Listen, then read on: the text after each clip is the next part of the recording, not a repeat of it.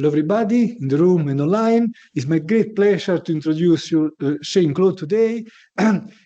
Shane is a bachelor in this is bachelor in Dundee, right? Electrical engineering, I assume, if I can read this properly. And I lost it. Here we go. Yeah, see how much. So, bachelor degree in Dundee, where he was a fervid follower of football. He was supporting Dundee, which one? United. Then after that, master in Birmingham, no, PhD in Birmingham, and then moving around different places, a bit of a globetrotter, going to, I think here is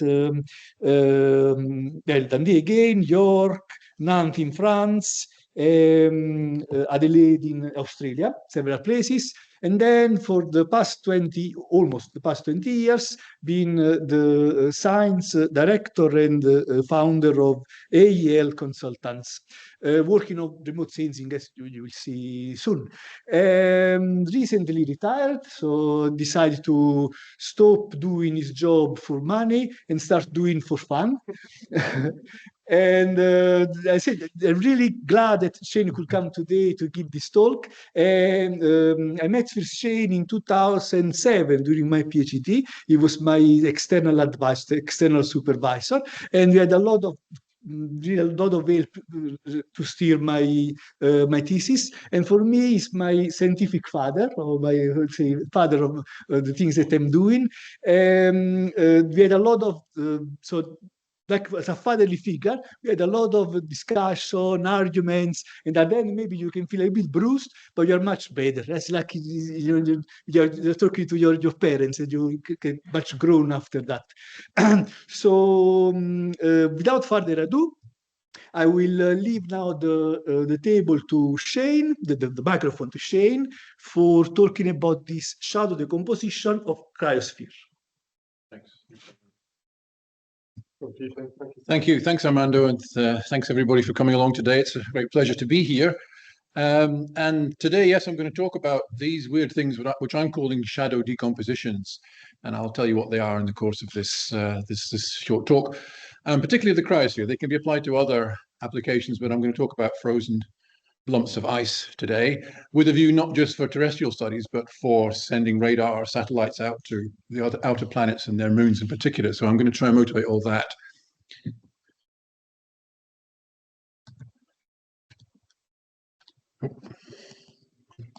There we go.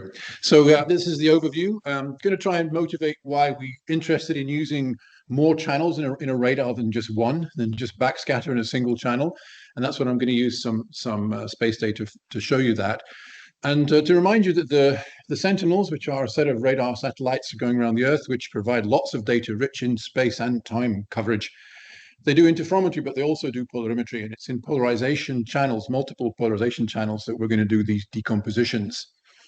And I'm going to show you what I call the shadow function. And the shadow function is a bunch of physics which gets thrown into the observation that we can see with Sentinels. And it gives us a way of deciding what's a good way to interpret the data. And I'll show you a good choice and a bad choice, just to illustrate to you that you should be careful when you're trying to interpret the data from these polarized satellites. And then we're going to kind of get through some analysis of some actual data from the Sentinels. And I'm going to introduce this new idea, which is what I call the gateway processing technique. It shows us where we've got interesting structure, where these shadow decompositions illustrate nice thing. And it's a thing called the H2 alpha, the entropy alpha plane, and what I'm calling PDA, which I'll define. And then I'll show you some Landau structure mapping and then some conclusions. The whole talk is based on this paper here. If any of you afterwards want to catch up on that, you can go and check up there. So I wanted to show a slide which illustrates the complexity of the cryosphere. And what I want you to think as we're going through this talk is to think about where the surface normal is. Radars love surface normals. And what we can see or can't see depends on where the normal is. And if you're thinking of the cryosphere as a flat frozen lake with a nice normal, which is vertical, then you're wrong, okay? And I wanted to illustrate that, and no better way than to show these beautiful photographs taken nearly 100 years ago, I guess, in Antarctica by Frank Hurley. There he is on the left side there with his camera. And this is the Discovery, which is a ship which, of course, is in Dundee now. And I'd thoroughly recommend going to visit if you have not already been to see it. And the point is that the land surfaces that are covered in ice are extremely difficult. If I ask you to talk about the idea of a surface normal, a local surface normal there, it's a challenge, right? Because we have this complicated environment, which has got three big things going on. The influence of topography with land ice, fracture, of course, ice fractures and cracks and so on, and the dynamics caused by the flow of glaciers and the flow of ice and so on. So we've got all these three going on. It's a very complicated environment. Going back then, it was pretty tough, I guess, to go back to do field work in Antarctica on Discovery. They are locked in the ice there and doing scientific measurements. But nowadays we have satellites, as I alluded to, that we can help them understand such environments. And it's that challenge that we're going to. And although Earth observation is now a multi-billion-dollar industry, I guess, and we're all obsessed with looking at our own planet, we shouldn't forget that, we can send satellites out to others and have sent radar satellites out to others. And particularly to Saturn there, who's waving at us, saying, me too. There was a radar sent out there some years ago, a decade or so ago, and I'm going to use that to motivate some of what's going to come up too. Now, when I was young, these planets were the thing we all thought were very interesting. I remember seeing the first pictures of them from Voyager and so on. Extremely interesting. But actually, it's turned out, I think, that the most interesting thing are the things that go around them, their moons. And I'm going to show you a nice graphic now, which is the moons of our solar system, all scaled to our moon, although I think it's out of date. I think we have a second moon, right? Does anyone know that story? We've got a lump of rock that's been following us around, and I think it's been shown to be in orbit around us. So we actually have two moons, but the main one, of course, we know up there. And this collection of planets is incredibly diverse in geology and structure and form and so on. And optically, you look at the ones of Jupiter, you look at Io and Ganymede and Callisto, they're extremely interesting looking. But some of them look boring. And one that looks boring but isn't is Titan, a moon of Saturn. A big moon. Optically, it just looks like an atmosphere. But it's got a long story going back to the 70s, where it was discovered that, it's just about right. There are liquid seas on it, and they're liquid hydrocarbons. In fact, that was discovered later on. And then a radar went up there and took pictures of it. And we have those pictures, which I'm going to show you to remind you what it was like. So here's a radar image of the pole of Titan underneath that cloud cover. And the first thing you see are these dark lakes, and they look quite familiar to us. We've got this fractal kind of coastline. We've got erosion processes going on. This is not water, although there is water beneath the surface, which comes through these things called water volcanoes on Titan. But the most interesting I want to think is look at how the radar backscatter is modulated away from the lakes, right? There is this process of topography, fracture, and dynamics going on, okay, on this thing. So we need to understand the three-dimensional structure of frozen bodies so that we can better interpret what's going on. And one little example I want to show you is this. It was considered a mystery feature at the time.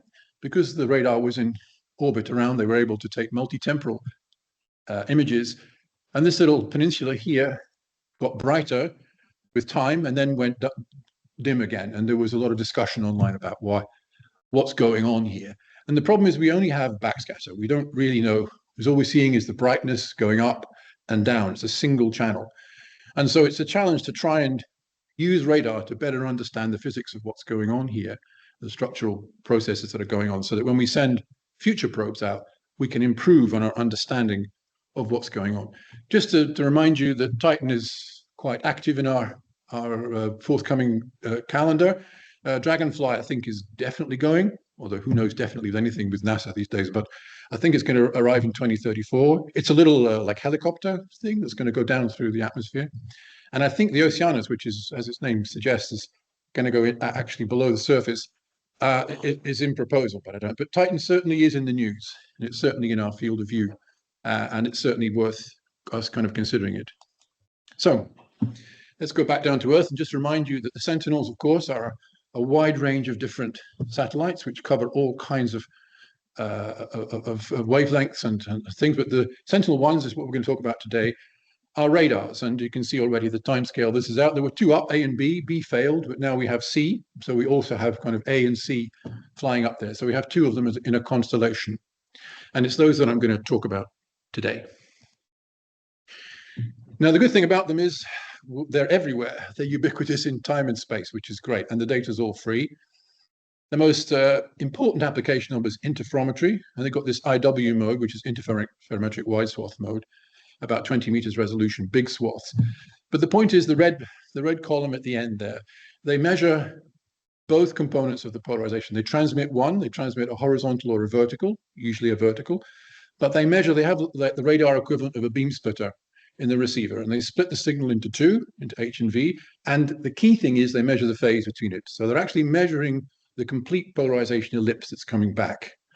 Okay, and the large assumption is in the community that what comes back is pretty much what you send out. It may be a bit noisy, but that's that. But I'm going to show you today that that's a rich thing to us to have a look at, particularly in terms of the cryosphere. So the first thing to point out is for each pixel in the image, when you talk about polarization, we're only going to see part of the information with the dual pole system because it only transmits one of the two orthogonals, so only V or H, doesn't transmit both. So we get one column of what's called the scattering matrix for each pixel. There really are 4 complex numbers which dictate the scattering from a pixel on the ground. And when you see a shadow of something, that's what I'm going to call a shadow, is a projection of that whole thing into what we observe with Sentinel. That's what I'm calling a shadow, because a shadow is a projection of a 3-dimensional dog onto a 2-dimensional wolf, okay, which you see in this graphic. And you've got to be careful. Your interpretation of shadows, you can get it wrong, right? You can think this is a dangerous animal and it's somebody's pet. And that can happen in terms of the signal processing as well, that you get yourself down a rabbit hole thinking that you're seeing something and it isn't really there. So trying to separate out reality from the shadow is what we're trying to do. And that's what I'm calling decomposition theory. So shadow decompositions is really the idea of understanding the shadows that we get in dual pole data based on full quad pole analysis. So a little bit of maths about polarized waves. We think about the whole family of them, linear and circular and elliptical and so on. And of course, it was this gentleman up here, used a little graphic in the corner there, Henri Poincaré, the French mathematician who was kind of obsessed with spheres in all dimensions, who first showed that you can represent polarizations on the surface of a sphere, not in real space, but in the space of intensities and different polarization channels. And we still call it the Poincaré sphere today, even though he did the work in the 1890s. He was anticipating data sciences and data spaces way in advance. And there are 3 ways to think about a point on this sphere. Just like our sphere, you can specify the x, y, z, the Cartesian coordinates, and those are called the Stokes parameters, the Stokes vector of the wave. When they're combined with the intensity, which is the radius of the sphere, which is normally set to 1, we end up with these 4 components in it, what's called a Stokes vector. The other way we can do it, as we do on Earth, is represent latitude and longitude to get to a point, the angular coordinates, okay? And here, they're nicely related to the geometry of the ellipse. So if you want to just rotate the ellipse, you go around in longitude, and as the ellipse gets fatter and goes up to circular, you go up in latitude, and you end up at the poles where you have circular polarization, okay? So it's a nice geometry. But the one that's most important for radar people, for us today, is the other way of doing it, because we can get to the point P not just by X, Y, Z or by latitude and longitude, but we can go tilt a plane and go along a great circle. Okay, we can do that as well. And that's nice because the tilt is just is the phase shift. It's how much time delay we put between the components of the signal, which we measure with Sentinel. And the alpha is just the ratio of the components of that polarization. Okay, so how far you go down it. So that green way is the key aspect with Sentinel. So let's see whether we can measure how we get a Stokes vector from Sentinel data. So this is the kind of flow that you would use. You get the SLC data, single look complex data from ESA, all focused up, and you get 2 channels. You get your VV and VH channel, the co and the cross, and they're complex numbers because there's a phase between them. And you have to do some speckle filtering, as always, with coherent imaging. So you form this thing called C2, which is a matrix of all the possible cross products of those 2 channels. And the diagonal bits are the backscatter amplitude, and the off-diagonal bit is a complex number, which has got the phase information. And then from C2, you just take sums and differences to get the S elements, and you get this thing S called a Stokes vector. And that's what you end up with for each pixel, which tells you about the polarization. Now, the point is, if you do this process for anything, including a piece of ice, you'll find that the sum of the squares of 2, 3, and 4 is less than the square of 1. In other words, we're inside the sphere. We're not on the surface of the sphere, right? So something's going on that we have to explain, and that process is called depolarization. And we have to kind of understand what's going on there and try and relate it to some physics, to some scattering that's going on. So there's a classic way of dealing with this. If you look at any textbook on optics, there's a well-known theorem that says you can express any Stokes vector as a polarized part plus a noise part. And the noise part has 0, 0, 0 for the Stokes vector. It sits at the origin of the Poincare sphere, if you like. It's just really is noise. It's got no structure whatsoever.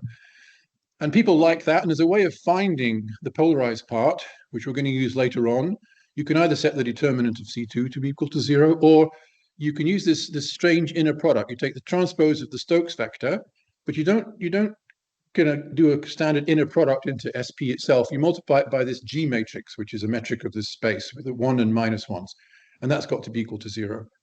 That's going to give us an equation later on to help sort out this process. And if you do that, you find that you can separate out the N, the noise component, and people do this by what's called the degree of polarization, which is a measure. Now, this is a classical analysis. It's in every book. And what I'm going to say to you today is it's wrong. And it's wrong because that noise matrix, that 1, 0, 0, 0 there, doesn't map. It's not the shadow of anything. Okay, it's not the shadow of any physical scattering problem. You can always think about doing it. There could be a man on the ground with a noise generator, right, pointing noise at you from the pixel. That would do it. But in terms of the nature, even the complicated environment we're talking about, 3D scattering, whatever you like to think about, in a forest or in ice, whatever, you never get noise. So it's not a good basis for understanding what's going on. And that was our motivation for trying to come up with a proper idea. Now, just as a little aside, I said a man sitting there with a noise generator.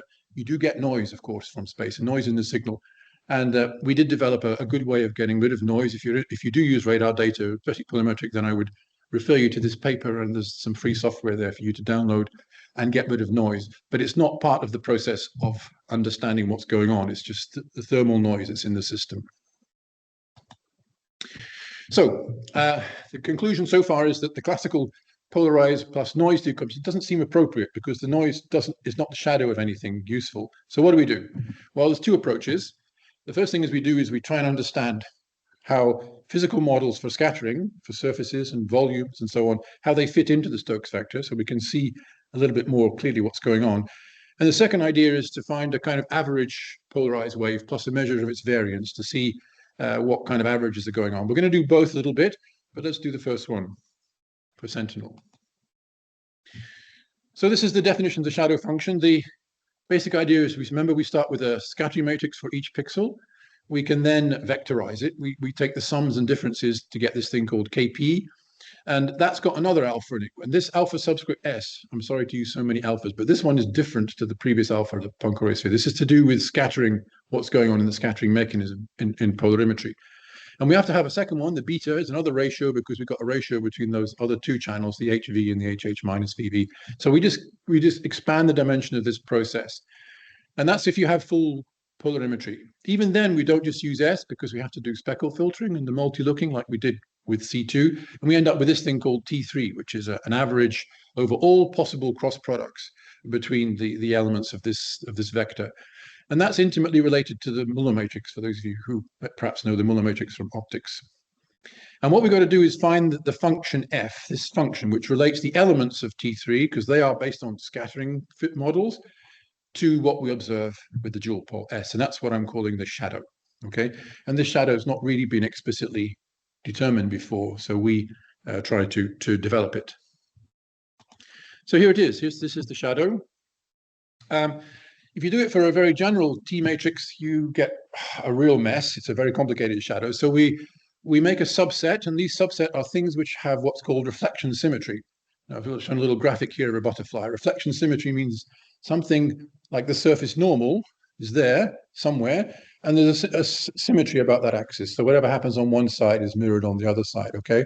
And most natural media, surfaces, volumes, forests, whatever, show that kind of behavior. So this encompasses lots of remote sensing problems, but you can't apply this, for example, to urban areas where you have complicated individual scatterers where that reflection symmetry assumption is not valid. But if you do that, you end up with a matrix which has got some zeros in it, which helps us with the shadow. And also then we have to allow the fact that the butterfly might not be aligned with us. Remember, we saw that surface in Antarctica.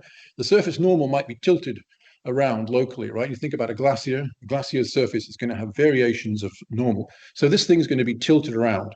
So we have to allow for a rotation, and so we rotate this little model. And if you do all that, and you throw it together, you get this mess here, which is full of cosines and sines and sums and differences. It's a shadow of the full information, but that's what we get from Sentinel.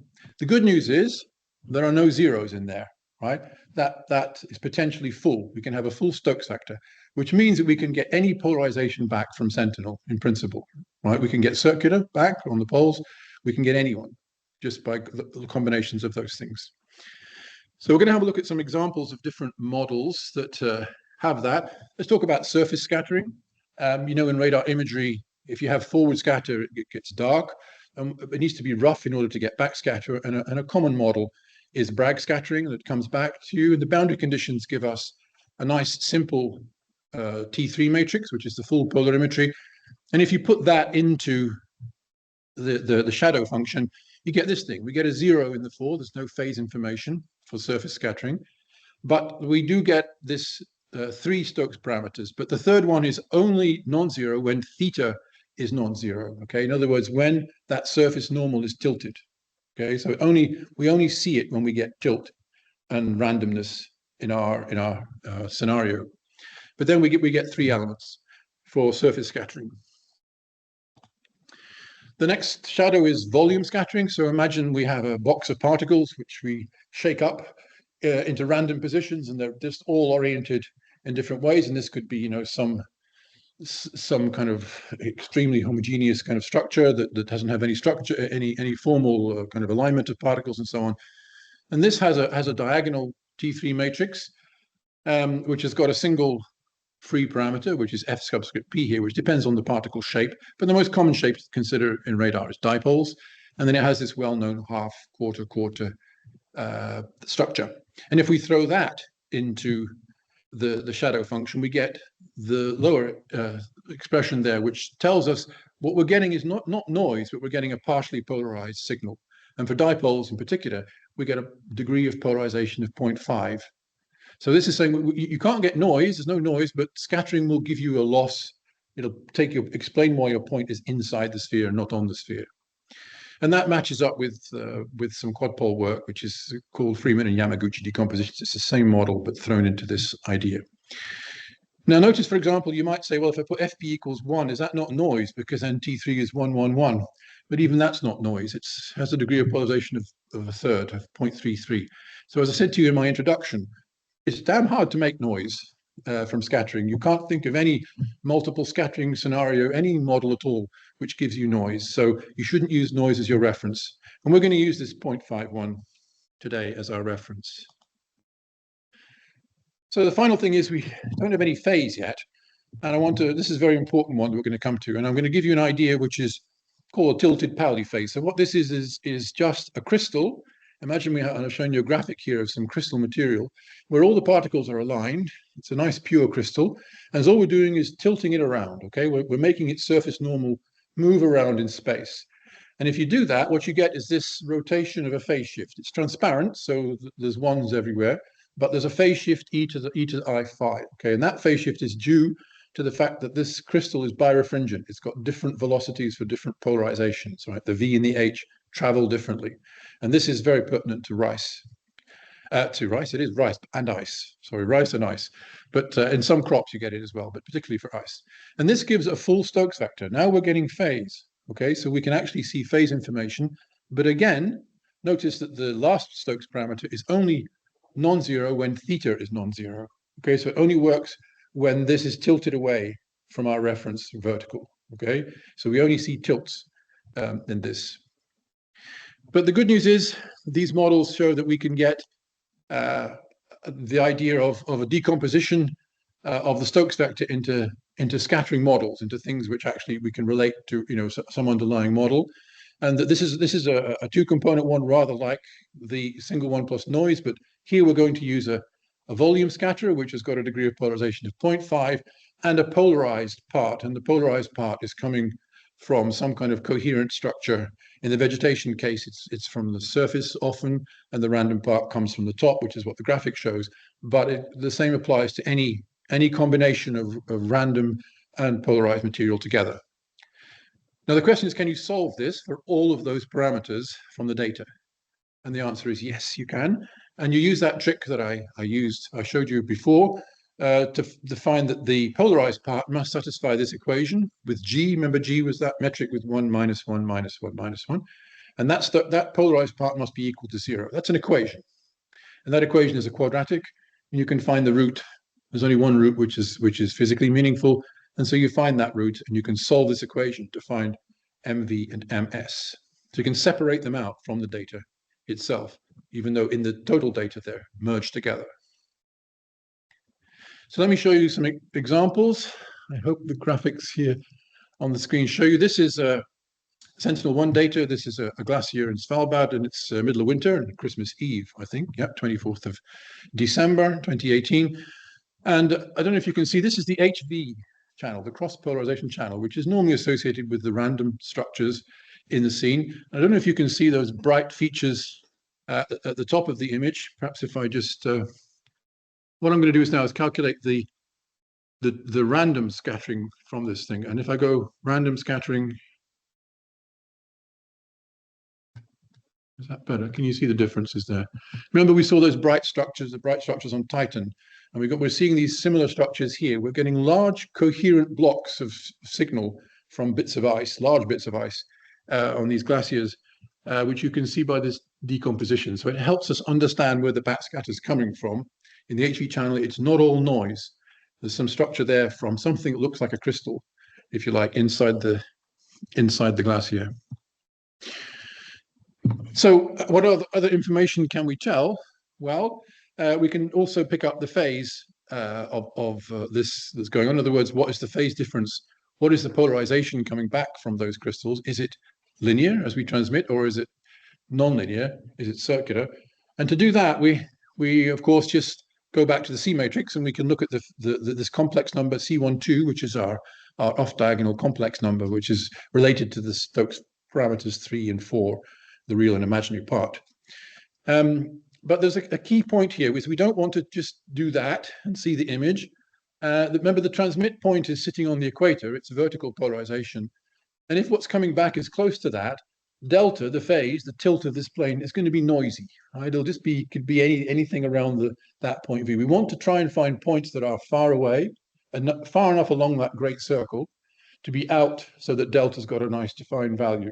So the values, the bits where phase are important is where we're quite far along away from the transmitter point to alpha. So in order to find the good phase points, we need to find the points where alpha is large. And as a way of doing that, this is this gateway processing technique, which is called entropy alpha. And just briefly, we take C2 and we express it in terms of its eigenvalues. Normalized eigenvalues are P1 and P2. They're just normalized by the sum. So you can think of them as probabilities. And then we end up with two eigenvectors, which have got an alpha in them. And we take an average between the eigenvectors weighted by the probabilities. And the randomness of that process is the entropy, which is between 0 and 1. And if it's 1, then we have no significance at all to the value. And if it's 0, then we have a nice coherent problem. Now, the good thing is we can put entropy and alpha on a plane to see how it works. And this is a point where I've got to point out to you that Sentinel space is much bigger than what came before. I mean, the Sentinels come from a long heritage of ESA, going back to MVSat ASAR and before. But in MVSat ASAR, they had a dual channel receiver, but it was just powers. And what that means is no phase. So that means that on the entropy alpha plane, you just stick along the bottom line there. You've got no choice. You just move up and down that line. But with Sentinel, when they decided to measure phase between the polarizations, we now have this region inside this blue curve here where we can have a whole space of sentinels of different polarizations. And the most interesting part is when the entropy is 0, which is closest part towards me, then we have the full range of alpha from 0 to 90, okay, the full range of alpha angle. So we can go along that great circle quite a lot. As the randomness increases, that range squeezes down. You can see that it gets narrower and narrower. And what's important really is how far off that bottom line we are. So this is what I'm calling the PDA, the predictive differential alpha. So what we do is we take the entropy, we predict what the entropy would be on that lower curve, and then take its difference from the actual entropy and the actual alpha. And it's only where that difference is big that we're going to get a good phase signal. So that's the idea of PDA. And we couldn't do it with earlier data. So we have this idea now of looking at a graphic to illustrate where phase is important. So we're going to put phase along the bottom. This is the phase of C2, the polarization phase. And up the scale, we're going to have PDA. So where PDA is low, the phase will be noisy, and where it comes high, we'll get a kind of a resonance, like a spectrum. You'll see where the phase is important. And just to show you some examples, this is a forest in Canada, and it's noise. Okay, there's no phase information there at all. Your PDA is very low, and you can see the noise is uniformly from minus pi to pi. Okay, but let's go back to our glacier in Svalbard, and you see that we start to get a resonance. We're getting a peak here. There's some phase information, polarimetric phase information, a good PDA that's coming away from there. So that's showing that there are regions, and this is good to see that we've got important phase, but we want to find out exactly where that phase is. Right, so that's the last part of the puzzle. So where we want to find the phase, we're going to find the areas where PDA is high, and here I'm showing you the PDA as a grayscale. So it's black where the PDA is 0. So we're close to that bottom layer in entropy alpha, and it gets whiter as we get further and further away. And what you see are clearly in the PDA those white streaks of those large blocks of coherent structure that we saw from the power decomposition. Now the PDA is one way. You can also use coherence as a proxy for it. The coherence from C2, which is a more standard kind of radar product. The problem with coherence when it's quite low is it's quite noisy. You can see it's much noisier than the PDA. We don't see so much structure. I don't know whether you can see, but within the sea itself, there's some open water and some sea ice. And we've got a distinction in PDA, which is not apparent in the coherence. But you can use coherence as a proxy if you don't fancy the idea of calculating PDA. So we want to finally display all this together, the phase, useful phase in a place. And I'm going to show you some ways of putting all that information together. The phase is going to be colored, okay? And it's got different colors for different phases, northern hemisphere and southern hemisphere of the Poincare sphere, right? Left-handed and right-handed. So the light is spinning, the microwaves are spinning around this way or the other way, and it's going to be blue or yellow, red, okay? So when you see those two different colors, it means that the light's going around different directions. Green is around 0. But I'm going to saturate that color. I'm only going to allow that color to be seen where the PDA is high. Okay, I'm going to block it out when it's low. And the value I'm going to put the power, the backscatter power, the radar cross section. So let's have a look. So here's that scene again. And you can see that these streaks, these large structures which we saw in the HV coherent signal are still there. And now they've got interesting signatures. They've got opposite sense, right?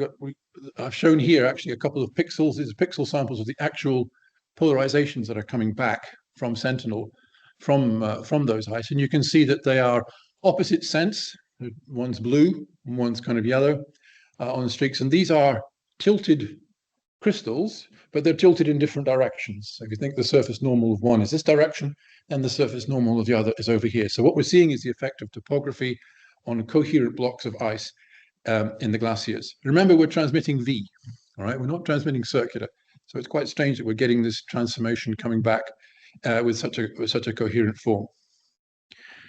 So let me just finish off by showing you the whole scene. So this is the full scene now. The advantage of Sentinel is you do get big swaths, so we can have a look at, instead of a part of it, the whole lot. This is the conventional way you would see the radar data. It's a backscatter.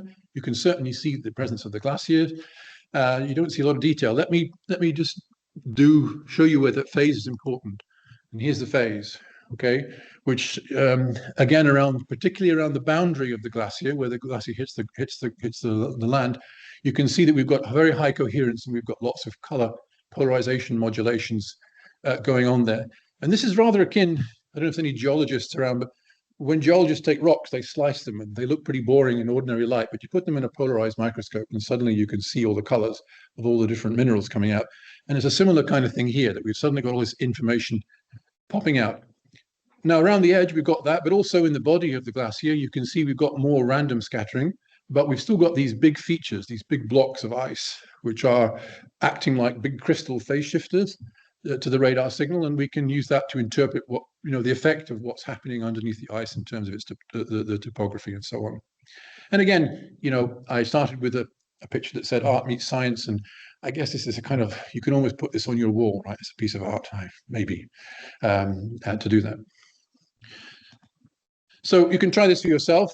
This decomposition has recently been integrated into ESA's support software environment, which is called SNAP, for radar processing. And you can just go to model-based dual pole decompositions, and you'll see that decomposition I told you about for the power elements, and then you can do the phase and everything and have a look at it for yourself. And we're hoping that many people will start to kind of investigate this and correlate it with other Earth observation systems to try and see whether you can extract useful information about ice.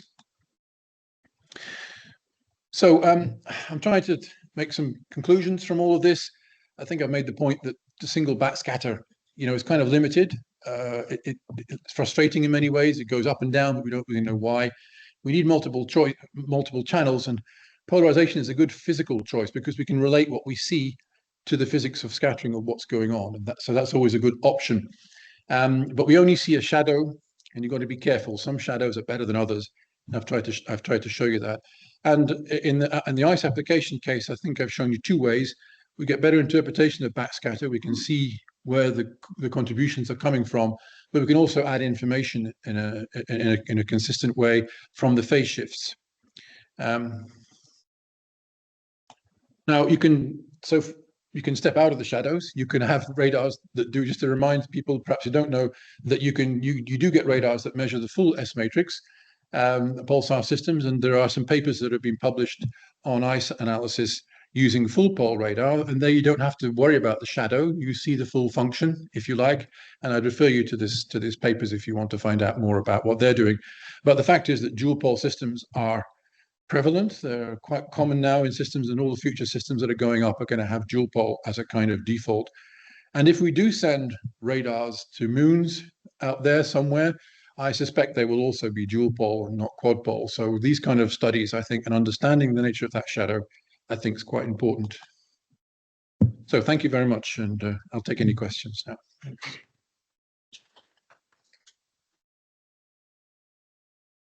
Thanks, Shane.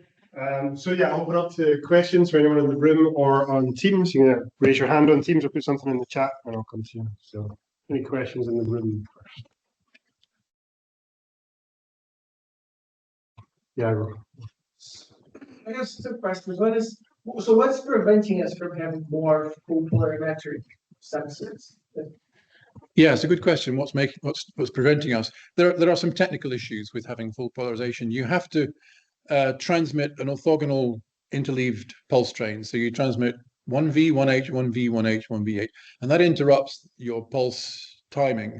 It lengthens your time between pulses. And in radar imaging, that's been a problem. It limits your swath, and it has all kinds of other issues. Ambiguities go up, and there's various problems with that. So it's always been a problem in the community.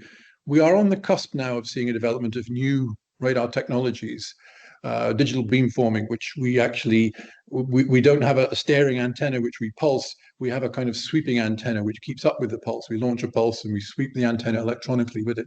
And that's hopefully going to liberate us from this constraint, but it's been a practical constraint for a long time. So lots of airborne data. There are some spaceborne quad pole systems, but as a user, you're likely to meet dual pole because it just uses the same transmitter pulse all the time. It just clicks away at V, and that's good for radar imaging. And then the second question was, again, I mean, I said it's not distinctive for us. Well, what do you think this new decomposition, what kind of features do you think that could bring out if you're looking at forest cover? Forest cover.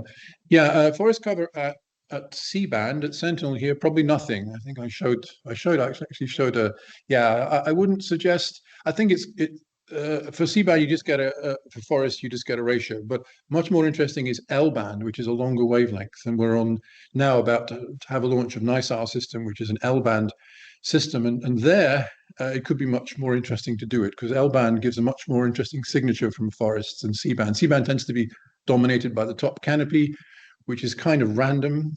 So we get a strong random influence there. One of the big application areas that we're looking at is actually in agriculture, where this does really work. We've looked at lots of crops, wheats and rice and so on, important crops around the world. And there is a lot of mileage in this kind of approach for looking at not just classifying different crops, but working out their phenology, what stage they're at their growth. So for shorter crops, especially agriculture, it's got a lot of, but for forestry, maybe not. Any other questions? Let's see if I understood. So we assume that the target is reflection symmetric after a rotation. So you rotate it, then you give reflection symmetric, you project it in Stokes vector, and you get more than the dual pole. So you can start saying if there are also bounds and so on.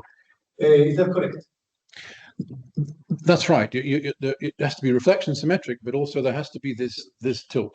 That tilt leaks information into the dual pole. And then you are just sampling a different thing. Yeah. You can start looking at the bounces. If you're perfectly aligned with the symmetry axis, you won't see anything.